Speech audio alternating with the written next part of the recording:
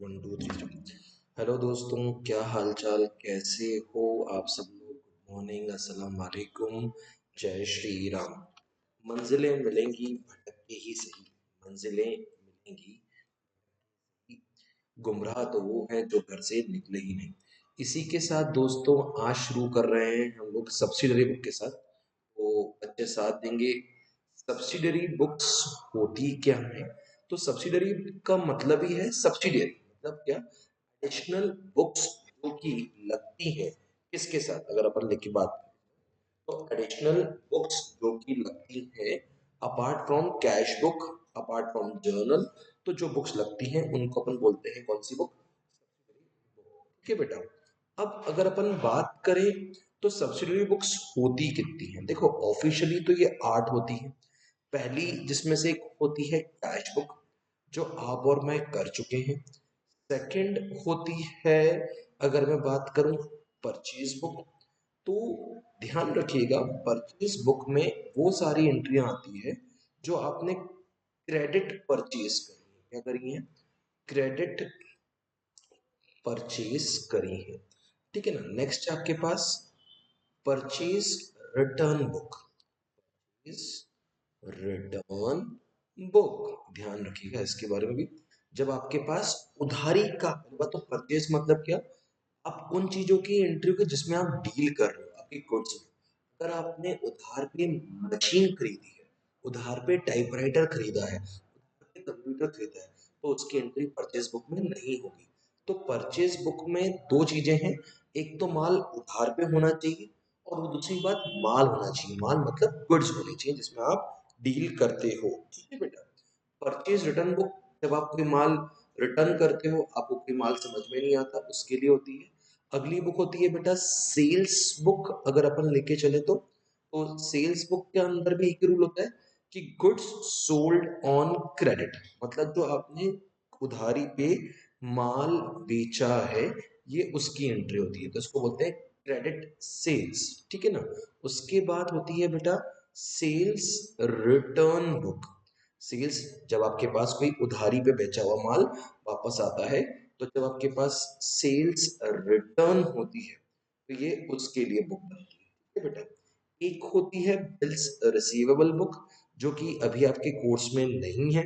Normally अब bills receivable और bills payable उतने बनना भी कम हो गए हैं, मतलब एक्चुअली बनते हैं आज भी।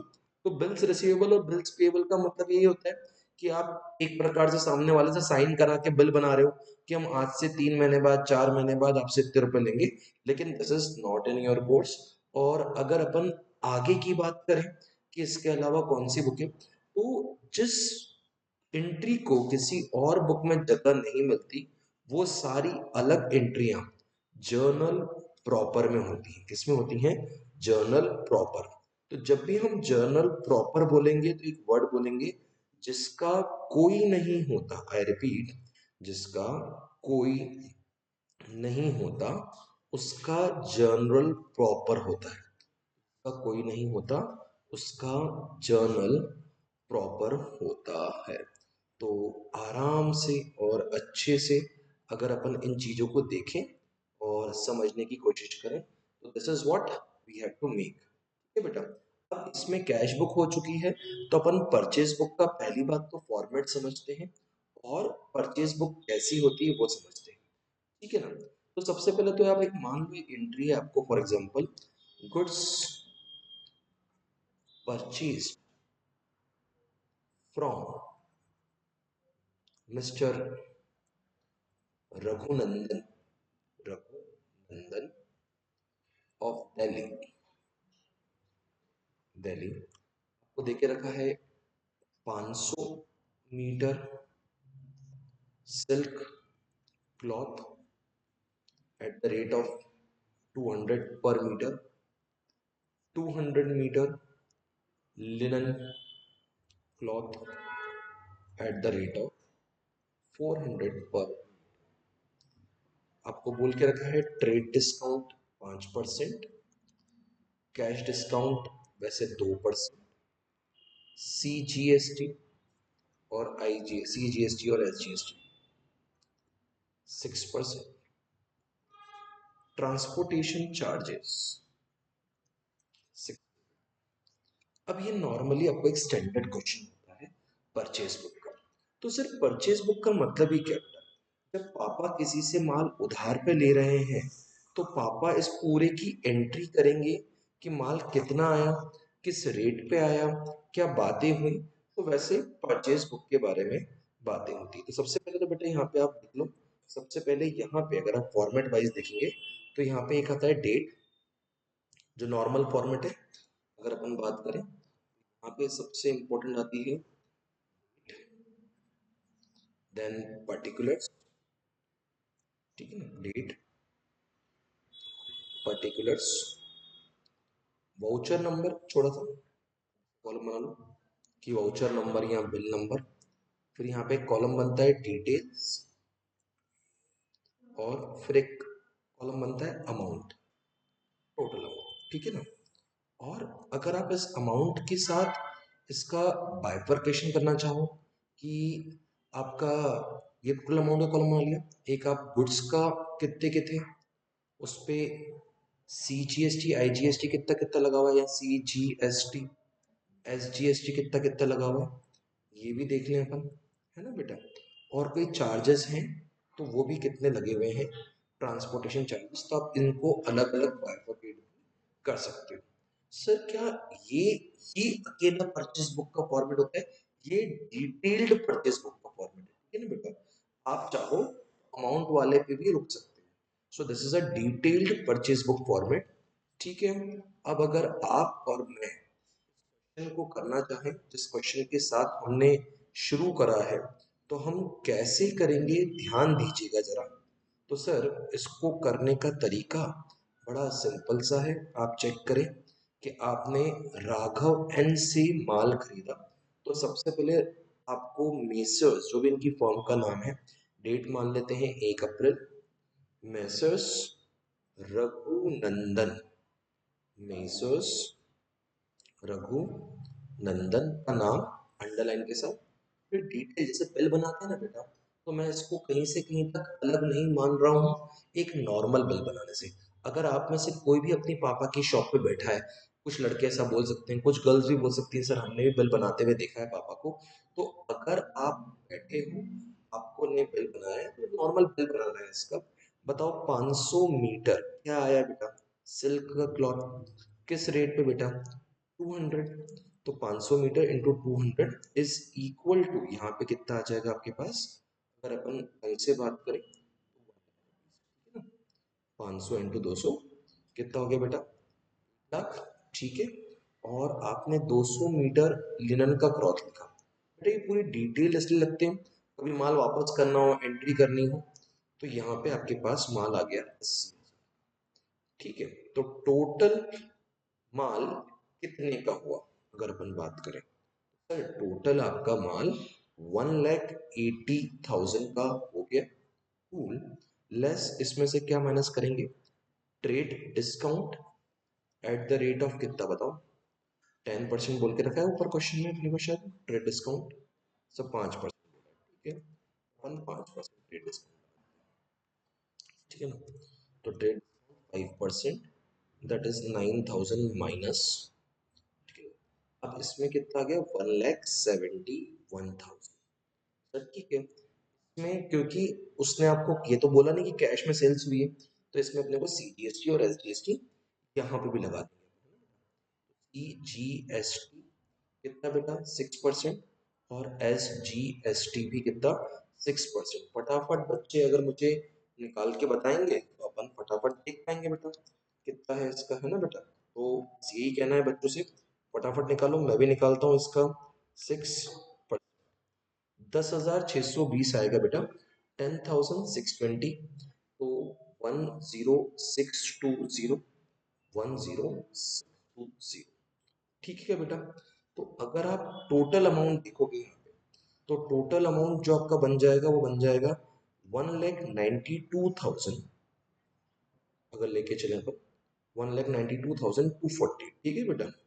हाँ सर ठीक है, मतलब यहाँ पे 620 को भी ऐड कर दिया अपन ने, तो 1,92,000।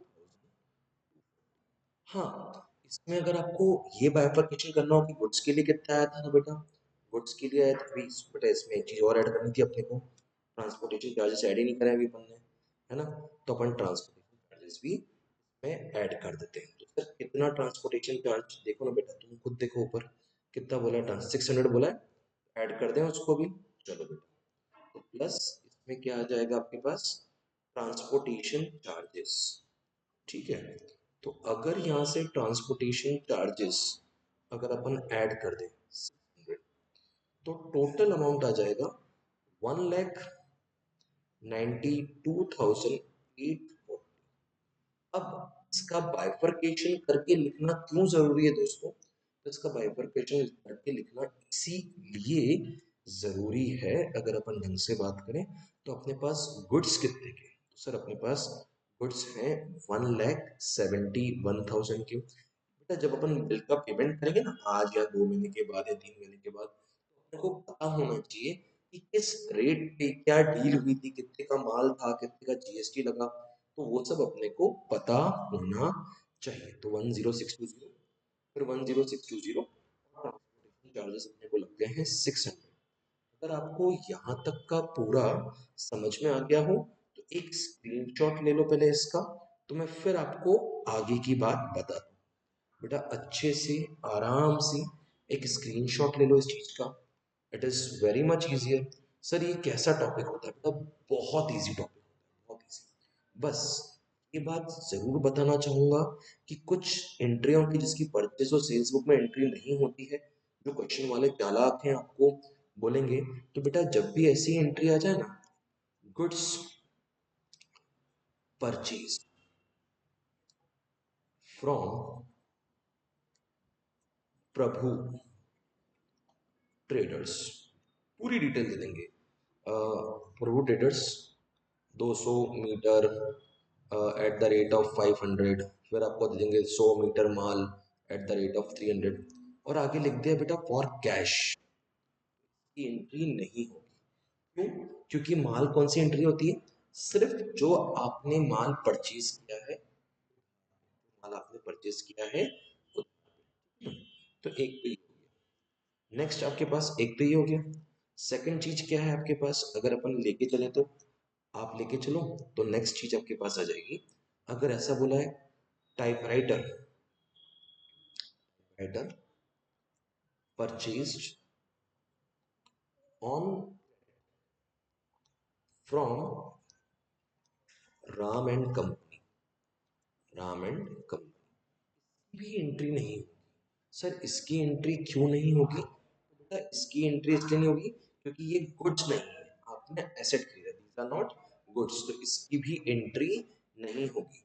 तो हम लोग इस बात को आप और मैं बड़ा कंफर्म रखेंगे कि कभी भी कोई टाइपराइटर या कोई मशीन या कोई फर्नीचर ऐसा कुछ आपने परचेज करा है बिजनेस के लिए, और या आपने कैश में कुछ परचेज किया, तो इन चीजों की परचेज बुक में एंट्री नहीं होती है, ठीक है।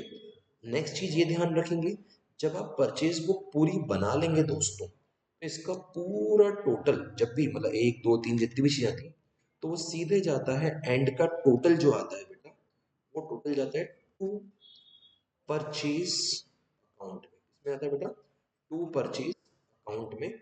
इस बात को आप जरूर ध्यान देंगे, ठीक है ना। तो ये बात बिल्कुल ध्यान देने की है और सिस्टमेटिक बात भी है, ठीक है ना। इसी के साथ same ditto copy cat format sales book का भी होता है, तो अपन एक बार सेल्स बुक का भी फॉर्मेट और में बना लेते हैं। कैसे बनाओगे सर, वैसे ही जैसे आपने सिखाया था, मैंने बोला बिल्कुल सही, आप वैसे ही बनाएंगे जैसे सिखाया गया था। यहाँ पे क्या होती है बेटा, डेट, देन फिर यहाँ पे पर्टिकुलर्स, सब वाउचर नंबर में कुछ नहीं आता है बेटा, कभी कभी क्या है वो ट्रांजेक्शन में वाउचर नंबर दे देते हैं, तो फिर वो वाउचर नंबर डाल देना। अदरवाइज नॉर्मली यहाँ पे एक तो डिटेल्स आ जाएंगी, और फिर यहाँ पे आ जाएगा टोटल अमाउंट, यहाँ पे डिटेल्स आएंगी, यहाँ पे अमाउंट आ जाएगा। सर इसमें आप बाइफरकेशन, जो माल परचेज का या सेल्स का हुआ था, फिर सर उन पे जो आईजीएसटी लगा, सीजीएसटी लगा, तो आईजीएसटी हो गया, सीजीएसटी हो गया, ये अपन बोले सीजीएसटी, एसजीएसटी, जीएसटी, और कोई अदर चार्जेस लगे हैं उनका टोटल कर लेंगे। तो सर एक क्वेश्चन कराएं क्या उसका अपन? तो अगर अपन एक क्वेश्चन लिख लें तो आराम से देखिए, अगर क्वेश्चन है goods sold to Vishnu enterprises, क्योंकि हमारा कपड़े का काम है तो अपन 600 metre of Raymond cloth at the rate of 1000 per meter, 400 meter of Siaram silk at the rate of 500 per meter, trade discount 10%, cash discount 2% दिया हुआ रहेगा, लेकिन इग्नोर करना है क्योंकि कैश के लिए बोला नहीं है, और बोल के रखा है CGST SGST 9%। अपन जिसमें बात करें तो अब सबसे पहले तारीख ली हुई है 15 ऐप, ठीक है ना? क्या ये उधार पे माल बेचा है? हाँ। तो ये क्रेडिट की एंट्री बेटा, क्रेडिट की एंट्री है। तो बच्चे इस बात को ध्यान देंगे कि किसकी एंट्री है? क्रेडिट की एंट्री है। अब क्योंकि ये क्रेडिट की एंट्री है, क्योंकि ये क्रेडिट की एंट्री है, तो यहाँ पे आप 15 अप्रैल पहले तो लिखेंगे। उसके बाद सर 15 अप्रैल के बाद हम लोग क्या लिखने वाले हैं? बहुत आराम से और अच्छे से फटाफट लिख दो। क्या लिखना है आपको? विष्णु एंटरप्राइजेस, बिल्कुल ढंग से विष्णु एंटरप्राइजेस। अब यहाँ पे इनका बिल बनाना है, थोड़ा सा अंडरलाइन भी कर दो, मेसर्स विष्णु एंटरप्राइजेस। तो सर क्या क्या माल लिया इनसे? सर देखो ना, इनसे माल अपन ने जो लिया है वो 600 मीटर रेमंड का माल लिया है इनटू 1000 अप्रोक्स। ये एज इट इज रेमंड का माल आ जाएगा। 6 into 1000 मतलब 6 लाख हो गया क्या बेटा? हाँ सर, ठीक है ना? और फिर आपने 400 मीटर का सियाराम का माल लिया है एट द रेट पर मीटर, ठीक है? 400 into 500 इज इक्वल टू कितना हो जाएगा आपके पास? 2 लाख। टोटल अमाउंट कितना हो गया बेटा? 8 लाख। इसमें आपका सबसे पहले तो क्या माइनस हो जाएगा? ट्रेड डिस्काउंट 10%, मतलब कितना? 80,000। बचेगा कितना? 7,20,000 प्लस CGST 9% और SGST भी कितना? 9%। फटाफट अगर अपन बात करें तो 7,20,000 का आप भी और मैं भी अपन फट से 9% निकाल लेते हैं। 64,800 आ रहा है बेटा, तो 64,800 टोटल अमाउंट। यहाँ पे अपन ट्रांसपोर्टेशन चार्जेस भी लिख लेते हैं कि इन्होंने ट्रांसपोर्टेशन चार्जेस लिए हैं, लेट्स से 1400, ठीक है? अगर अपन इसको देखेंगे तो 129,600 हो गया। तो यहाँ तक तो मेरे ख्याल से 8,49,600 हो जाएगा। एक बार आप भी चेक कर लो। 8,40,000 तो ये हो गया था, 8,49,600। क्या इसमें अपन ट्रांसपोर्टेशन चार्जेस भी ऐड कर दें क्या बेटा? चलो सर आप वो भी कर दीजिए। तो ये कितने का हो गया? ये हो जाएगा 14, मतलब टोटल जो बिल बन रहा है वो बन रहा है 8,51,000। सर ठीक है, ये भी कूल। अब इसकी पूरा इधर कैसे डालेंगे अपन? तो सर यहाँ पे तो 8,51 टोटल आ जाएगा, 8,51,000। सेल्स में जो फिगर आने वाला है बेटा वो 7.2 लाख आने वाला है। एक रूल, CGST में 64,800, SGST में भी 64,800 और अदर चार्जेस में 1400। इस पूरे की टोटल कहाँ जाती है? To sales. कहाँ जाती है बेटा? To sales. ध्यान रखना। सर क्या परचेज रिटर्न बुक का फॉर्मेट भी यही है? हाँ बेटा। तो परचेज रिटर्न बुक का, सेल्स रिटर्न बुक का, दोनों का फॉर्मेट यही है। तो उस पर अपन कोई अलग से क्वेश्चन नहीं करेंगे, एज इट इज यही फॉर्मेट होता है। बस यहाँ पे वाउचर नंबर की जगह डेबिट नोट नंबर आ जाता है, ठीक है बेटा? फॉर्मेट पूरा की पूरा वो है। सर जब ऐसा क्वेश्चन एग्जाम में आए तो ये हमारे लिए इजी है कि टफ है? बहुत इजी है। 5 से 6 मार्क्स से ऊपर का नहीं आएगा। Purchase book, sales book, purchase return book साथ में बनाने को आएंगी, तो आपको ऐसे 2-3 फॉर्मेट बनाने पड़ेंगे। इसमें 1-2 बाउंसर एंट्रियां भी देंगे कि क्रेडिट सेल्स की एंट्री नहीं होती है, कैश में जो सेल्स हुई उसकी एंट्री नहीं होती है, जो बैंक के थ्रू सेल्स हुई उसकी एंट्री नहीं होती है। तो ये सब बातें आप लोगों को ध्यान में रखनी है। तो इसी के साथ दोस्तों अपन सब्सिडरी बुक का ये पार्ट 1 पूरा करते हैं। पार्ट 2 में हम जर्नल प्रॉपर करेंगे। ध्यान रखिएगा, purchase return book, sales return book का फॉर्मेट पूरी तरीके से सेम होता है, सामने वाले का नाम आता है और एज इट इज एंट्रिया होती है। तो तब तक के लिए दोस्तों, हमें रहे प्यार की, फिर मिलेंगे चलते चलते, कभी अलविदा ना कहना। इसी के साथ आज की क्लास को अपन वाइंड अप करते हैं।